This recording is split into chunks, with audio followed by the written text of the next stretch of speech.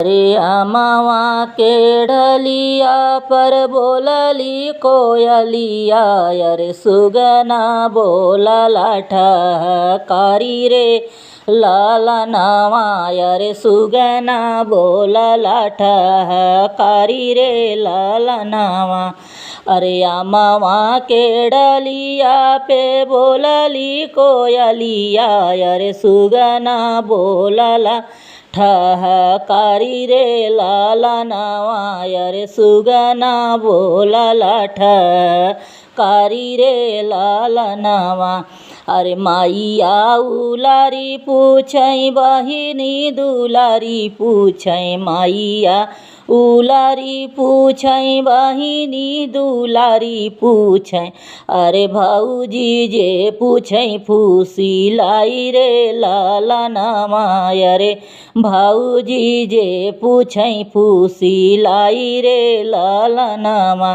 अरे कहवा बीतय बेटा ठीक दुपहरिया, अरे कहवा बीतय बेटा ठीक दुपहरिया, अरे कहवा बीतय सारी रात रे ललनवा, अरे कहवा बीतय सारी रात रे ललनवा।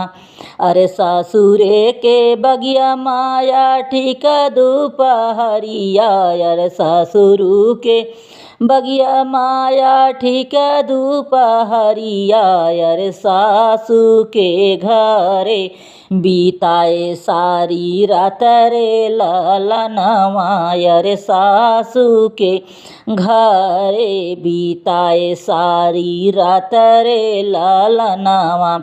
अरे सासू त हमरी माया से भी प्यारी, अरे सासू हमारी माया से भी प्यारी, अरे बेनिया डोलावै सारी रात रे ललनवा, अरे बेनिया डोलावै सारी रात रे ललनवा। अरे सरहज त हमारी भाभी से भी प्यारी, अरे सरहज त हमारी भाभी से भी प्यारी, अरे जेवना बनावै सारी रात रे ललनवा, अरे जेवना बनावै सारी रात रे ललनवा। अरे साली हमारी बहिनी से प्यारी, अरे साली हमारी बहिनी से प्यारी, अरे बीरावा लगावै आधी रात रे ललनवा, अरे बीरावा लगावै आधी रात रे ललनवा।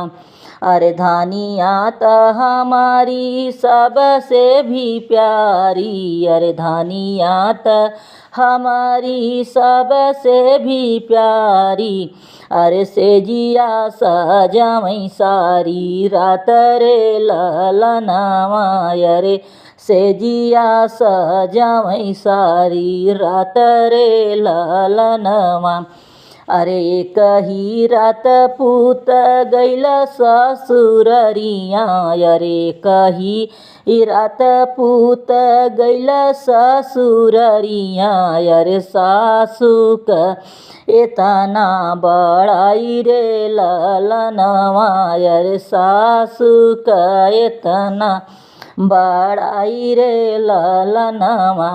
अरे नावा महीना बेटा कोखिया में लिहले, अरे नावा महीना बेटा कोखिया में लिहले, अरे कबहू न कैल बड़ाई रे ललनवा, अरे कबहू न कैल बड़ाई रे ललनवा।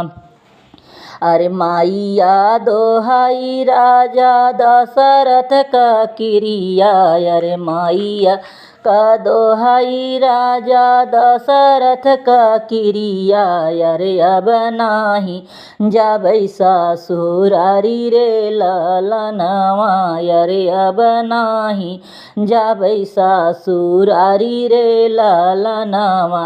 अरे अमर रहै बेटा तोहरी उमरिया अरे अमर रहै बेटा तोहरी उमरिया।